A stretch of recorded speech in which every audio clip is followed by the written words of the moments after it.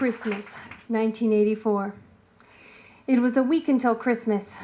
My mother pulled her tired car up to Deerbrook Mall and handed me a $10 bill while reminding my two older sisters to not let their eyes off of me while we did our Christmas shopping. The three of us hopped out of the car, and as she pulled away, I instantly knew what my sisters were thinking. The mere presence of their 4-year-old sibling was social suicide. If they were to have any chance of meeting boys or hanging out with friends, they would have to dispose of me quickly. And so, after some whimpering, and my oldest sister telling me the boogie monster was coming after me that night if I didn't do as they say, I watched them walk away as I stood outside of the 99-cent store. It seemed to me at that age, based on what I'd seen from my sister's behavior, that showing excitement for the little things in life was the most uncool thing to do. Apparently, the more you acted like you didn't care about anything, the cooler you were. I guess now that I'm in my 30s, I'm still not very cool. I have a terrible memory, so yes, everyday things still excite me. So, I walked into the 99-cent store and began my hunt for the perfect presents for my family. In full disclosure, I was a daddy's girl. I had a pixie cut with a rat tail. I wore suspenders with penny loafers with pennies in them. I liked jumping off of buildings. A real thrill seeker, if you will. I know that when you're born, you're instantly attached to your parents because they nurture and feed you.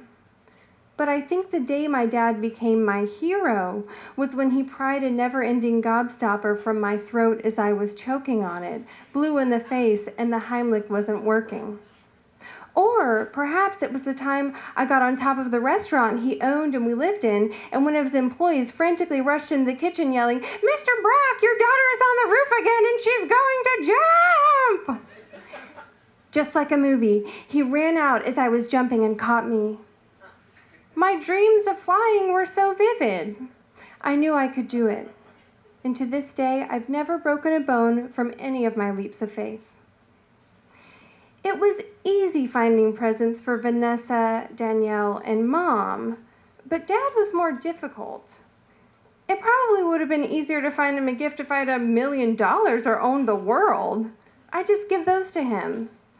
But since I was down to $4, I felt at 4 years of age a great deal of pressure and concern that perhaps this chump change wasn't enough for the biggest champion in my life.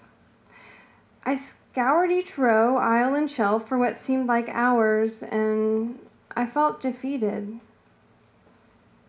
Nothing here is good enough. What was I going to do? I can't give him another terribly drawn picture. If I painted like Van Gogh, maybe, but was Van Gogh even good enough? No, not even close. A book, perhaps? Oh, this one? This one's got an interesting cover with a boy wearing a crown. No, this isn't good enough either.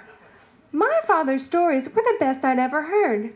My dad started the Cinderella Liberty stories just a year ago when I was 3. They were about a brave young warrior princess who defeated all that challenged her. She was me. To this day, they beat any Lord of the Rings or Harry Potter book I've ever read. They may also be the reason I am bossy and stubborn, what you would call a real ball-buster. So, I finally gave up and headed to the checkout lane. I wanted to cry. How was I to show my father how much I loved him this Christmas without a brilliant present that represents everything he means to me? And just as I was second in line at the counter, the person in front of me shifted, and this bright gold light flickered up, and I looked to find his present. Oh, joy. It's a trophy that says number 1 on it.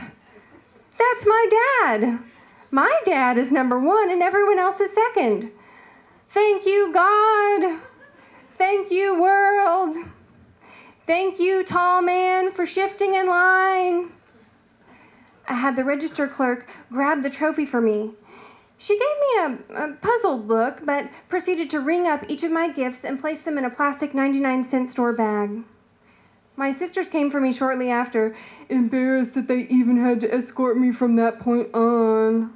And home we went.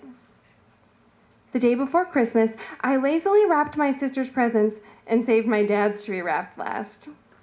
I thought using newspaper as wrapping paper would add a creative and environmentally conscious effect. My dad was big on using newspaper and vinegar to clean everything, and he thought Windex and paper towels were the government's scheme to con Americans into a more consumer-driven society. So I used 2 sheets from the paper and spent the next 10 minutes wrapping his #1 trophy until my short attention span got the best of me.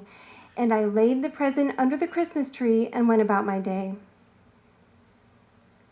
That night, my sisters and I slept on the couches in the living room, hoping to catch a glimpse of Santa Claus, but giving into sleep before midnight ever reached. 6 a.m., Christmas Day. And I'm the first one up. I wake my sisters and we all run to my parents' room and jump on their bed yelling, "It's Christmas!" And by 8 o'clock, we were all in our pajamas and robes, coffee in my parents' hands as Vanessa passed each present to their rightful receiver. When she handed my present to my father, I told him to please wait until the last gift had been opened to open it.